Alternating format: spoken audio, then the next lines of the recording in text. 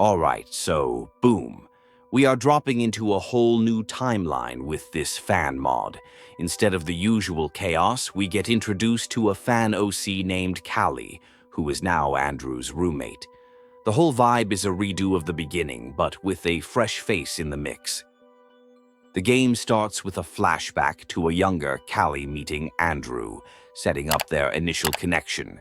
She goes by Callie, but introduces herself with her full name, establishing a bit of her personality from the get-go. It is a soft, almost innocent start, before everything inevitably goes sideways, you know? Back in the present, the apartment is giving major depression core vibes. Everything is empty, including their souls, which is honestly so relatable. The daily struggle is real, and the temptation to just drink the laundry detergent is a whole mood. The game really nails that feeling of being stuck and down bad. Exploring the apartment is a trip down memory lane, but like the cringe version. There is a busted DIY shelf, a trashed picture of an ex, and a bed where some questionable stress relief went down. Every item just screams that these two have been going through it for a while now. After finding the last can of tomatoes, Callie shows Andrew, but he is not exactly hyped. He is on that long-term survival mindset, wanting to save it, while Callie is just trying to not starve today. The tension between them is already palpable, setting the stage for some classic roommate drama. The argument over the tomatoes gets a little heated, with Andrew calling Callie a traitor for hiding the food. In the end, hunger wins, and he gives in. They decide to eat their last bit of food, basically saying screw it to their future selves for a moment of not starving. While they are getting ready to eat, a Warden character shows up at the door, being super passive-aggressive. He makes it clear they are not getting any food deliveries and that their situation is not his problem. The absolute lack of help from the outside world is seriously bleak and frustrating to watch. The gourmet meal of boiled canned tomatoes is served, and the desperation is real. It is at this point that some seriously ominous audio starts coming from the neighbor's apartment. The classic horror movie setup begins, and you just know things are about to get weird and probably super messy. Out on the balcony, Andrew is being a total buzzkill, telling Callie not to even think about jumping to the other side. His protective but also controlling nature starts to show a bit. They decide the only way across is to set up a plank, which feels like a terrible but necessary idea. Peeking into the neighbor's window, they see a full-on cultist ritual happening. The guy is trying to summon demons from hell and is getting super frustrated that it is not working. The scene is both spooky and low-key hilarious, just a dude failing at his dark hobby, you know? Inside their own apartment, the quarantine situation is confirmed by a news report on the television. The government has the whole building on lockdown due to tainted water, and the death toll is casually dropped like it is no big deal. The whole situation is framed with this dark, bureaucratic humor. Andrew is being a lazy bum about the TV, so Callie has to find batteries for the remote. It is a small moment, but it highlights their dynamic, with Callie often being the one to take initiative while Andrew just chills. The little domestic squabbles feel very real, even in their insane situation. After Callie finds the batteries, Andrew decides he will just push the buttons on the TV anyway, just to be difficult. It is this petty energy that defines so much of their relationship. They are stuck together, and it seems like getting on each other's nerves is their main form of entertainment. The news report signs off with a chillingly cheerful message to the people in quarantine, thanking them for keeping their parasite-infested bodies away. The disconnect between the reporter's tone and the grim reality is peak dark comedy. It perfectly captures the feeling of being abandoned by society with a smile. A flashback shows a nurse taking blood samples, and then it cuts to a seriously toxic phone call between Callie and her mom. Her mom is just ripping into her, calling her a coward and a disappointment. It is a heavy scene that gives some context to Callie's messed up family life. Waking up after the intense flashback, Callie decides to channel her misery into cleaning the apartment. It is a coping mechanism, trying to create order in the middle of all the chaos. It feels like a small act of rebellion against the decay and depression that is surrounding them both inside and out. As Callie is cleaning, she starts feeling dizzy and eventually faints from overdoing it. Andrew's reaction is a mix of concern and scolding, telling her he warned her not to push herself. It is clear that even with their bickering, there is some level of care between them, however dysfunctional it might be.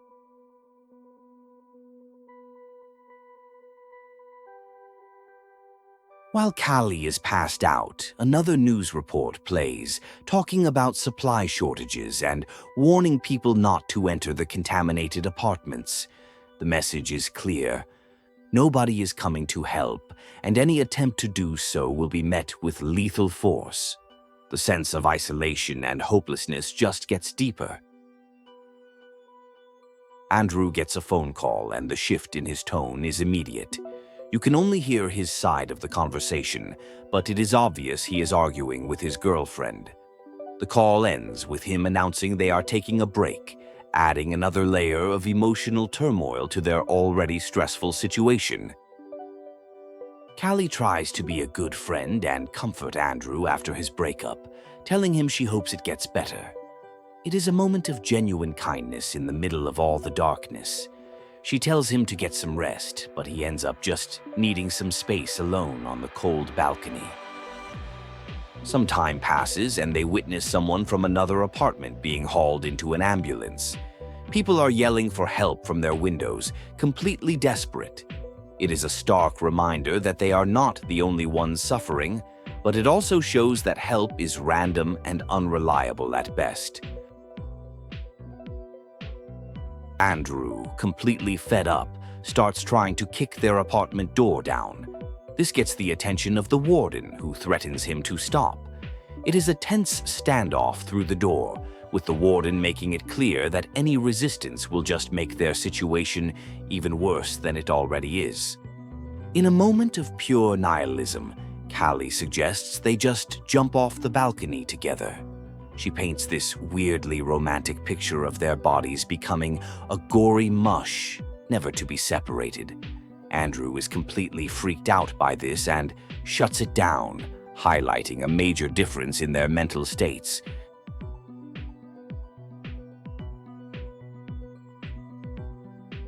The neighbor's ritual finally works, but not in the way he expected. A massive blue demon appears, is not impressed with the offering, and promptly ends the cultist's life.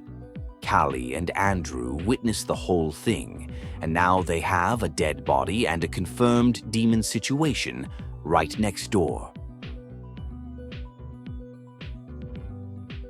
After breaking into the cultist's apartment, they are faced with the grim reality of his dead body.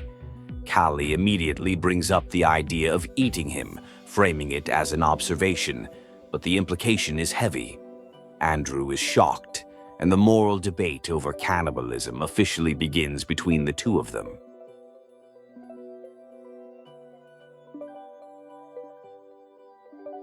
Andrew is overthinking the whole situation, worried about the legal and moral consequences of eating a person. Callie is much more pragmatic, pointing out that nobody would believe a demon killed him anyway. She pushes for a decision, and eventually, a very reluctant Andrew agrees to go through with it.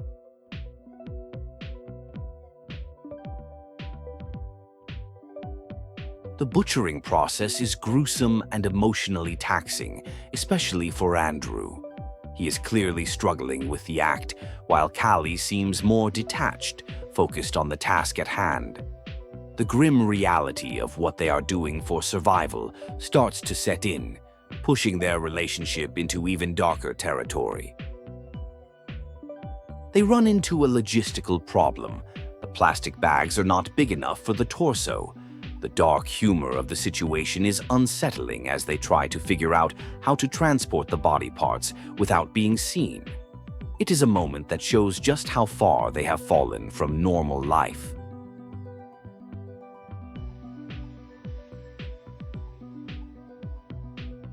Back in their apartment, the severed limbs are stored in the freezer, a truly horrific sight. Callie then casually asks which part to cook, as if she is choosing from a normal menu.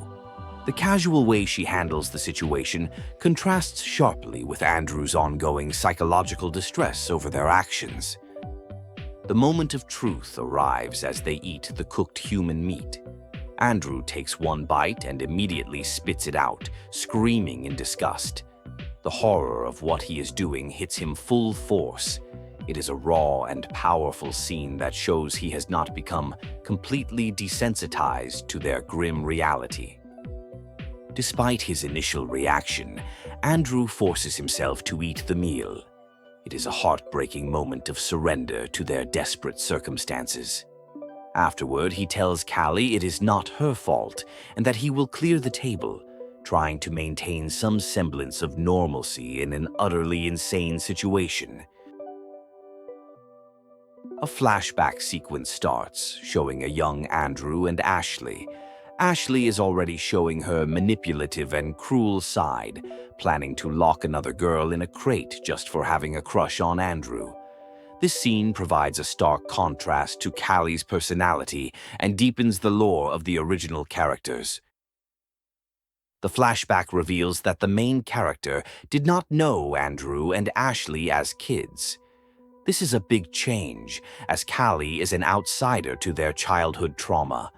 It frames her relationship with Andrew in a completely different light, as she does not share that deep, twisted history that defined him and Ashley.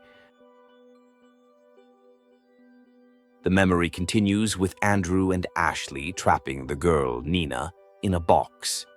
It is a chilling look at their early dynamic, with Ashley as the clear instigator and Andrew as her reluctant accomplice. The scene is just as disturbing as in the original game, setting the tone for their messed-up bond. Callie wakes up from what seems to be a nightmare or vision of the past, clearly disturbed by what she saw. Andrew is also awake, having a full-blown moral crisis over the cannibalism. He feels like they have crossed a line from which they can never return, and he is spiraling hard.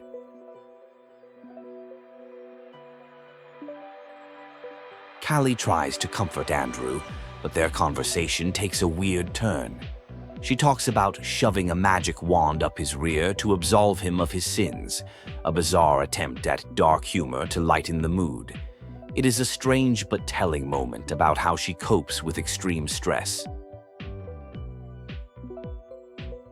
The conversation gets deeper and more intimate. Callie admits she would rather off herself than think about what they did, showing that she is not as unbothered as she appears. It is a moment of vulnerability that brings them closer, bonded by their shared trauma and guilt over their actions. Things get even weirder when Andrew kisses Callie's finger. She calls him out on it, and the conversation spirals into a strange, flirtatious argument about whether he loves her. The lines between friendship, codependency, and something more start to get really blurry between them. You know what I mean? With the immediate threat of starvation gone, they decide their next move is to escape. They know that staying put is a guaranteed prison sentence, or worse. The episode is unofficially titled The Escape from the Forsaken Coffin, signaling a major shift in the story from survival to a desperate breakout.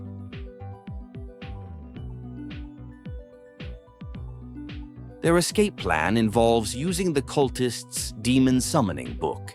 Andrew thinks it is their best bet, even though it went so badly for the last guy. They plan to summon a demon to help them get out, which sounds like an absolutely terrible idea, but they are fresh out of good ones.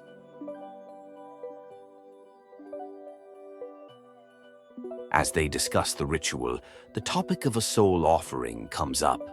Callie looks at Andrew for a split second, and the implication is heavy. Even though she says she would not sacrifice him, the thought was definitely there, showing a darker, more pragmatic side to her character than we have seen. Their planning is interrupted by the Warden, who is coming to check on the quiet cultist's apartment. Panic sets in as they realize they are about to be discovered with a dismembered body and a whole lot of evidence. They have to think fast to avoid getting caught red-handed by the authorities. Callie has to go stall the Warden at their own door, while Andrew frantically cleans up the blood in the cultist's apartment. It is a race against time, with the threat of discovery looming over them. The tension is super high as they try to cover their tracks before the Warden gets suspicious. The plan goes wrong. The Warden gets inside the cultist's apartment, and to save them, Andrew ambushes and kills him. It is a shocking moment of violence that pushes him even further down a dark path. Now they have another body to deal with, and their situation is 1,000,000 times worse. With the Warden dead, Andrew has a serious talk with Callie. He needs to know if she is willing to do whatever it takes to protect themselves, even if it means killing more people. He is forcing her to confront the new reality of their lives, where survival might require them to become monsters. The conversation gets heated, with Andrew threatening Callie to ensure her silence and cooperation. He makes it clear he will not go to jail because of her, even if he has to shut her up himself. It is a terrifying shift in their dynamic, showing a much more aggressive and controlling side of Andrew.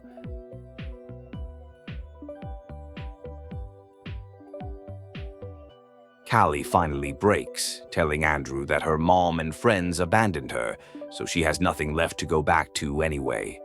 She declares her loyalty to him, saying it is just the two of them now. It is a sad but pivotal moment where she fully commits to this dark, uncertain future with him.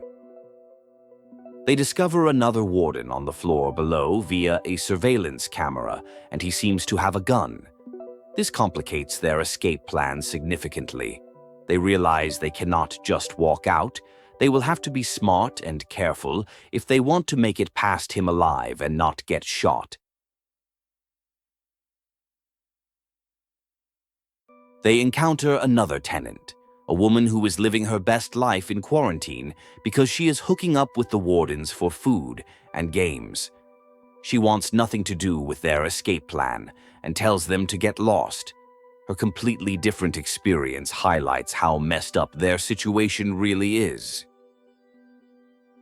Seeing no other way out, they decide to go through with the demon ritual to get rid of the second Warden. Their new plan is to use the woman from downstairs as a soul offering. It is a cold and calculated move that shows how much their morality has eroded in the name of survival. They prepare the ritual, using the first dead Warden's blood to draw the runes on the floor. It is a deeply morbid and unsettling act, but they are past the point of caring. They are fully committed to this dark path, using whatever means necessary to secure their own freedom from this place. The plan is set. They will force the neighbor to use a walkie-talkie to lure the second Warden up to the cultist's room, right into their demonic trap. It is a cruel and manipulative scheme, but they are desperate. Their survival now depends on tricking someone else to their doom, you know. They successfully coerce the terrified woman into making the call. She plays her part, inviting the Warden up for a good time, and he takes the bait completely. With the Warden on his way, the final phase of their insane escape plan is officially in motion. There is absolutely no turning back now. Callie completes the ritual, and the blue demon appears just as the second Warden arrives. The Warden is completely caught off guard, and before he can even react, Callie offers him to the demon. It is a swift and terrifying climax to their desperate plan, and it actually works out. The demon accepts the offering but makes a strange comment, saying it is new for it to be offered a human with a pure soul. It then gives Callie a weird necklace that is supposed to give her clairvoyant dreams. This raises so many questions about Callie's nature and why a demon would see her as pure. After the ritual, they find the neighbor woman dead. Andrew killed her, claiming she tried to attack him with a nail gun. Whether it was actually self-defense or not is unclear, but now they have another body on their hands, and Callie is not happy about it. The situation is just spiraling. A massive fight breaks out between them. Callie is furious that Andrew killed an innocent person, while he insists it was necessary to protect them. The argument gets incredibly toxic, with both of them throwing accusations and frustrations that have been building up for the entire quarantine. It is a total mess. The fight devolves into Andrew being manipulative and emotionally abusive. He twists the situation, acting like the victim and accusing Callie of wanting him to fail. It is a raw and uncomfortable look at the toxic codependency that has formed between them under the extreme pressure of their circumstances. Andrew accuses Callie of making him do all the dirty work, claiming she is the one who really wants people dead. It is a complete deflection of his own actions, but it shows how deeply he is struggling with the guilt of what he has become. He is trying to offload his own sins onto her.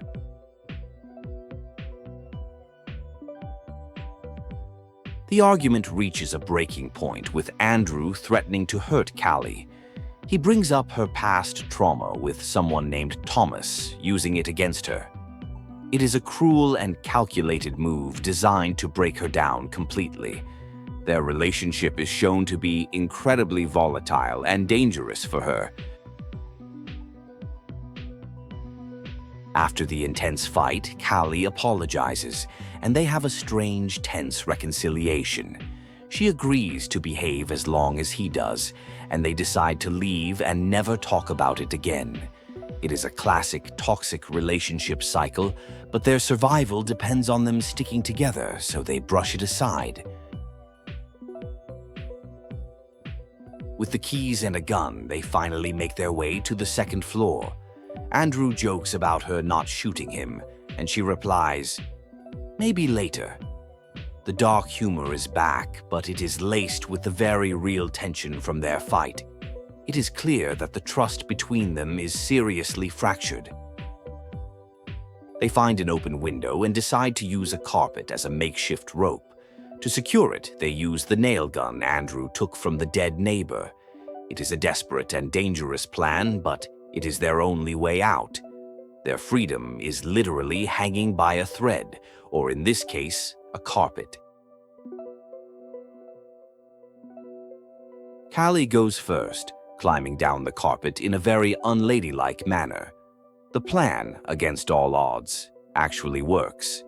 They are finally out of the building, standing in the open air for the first time in months.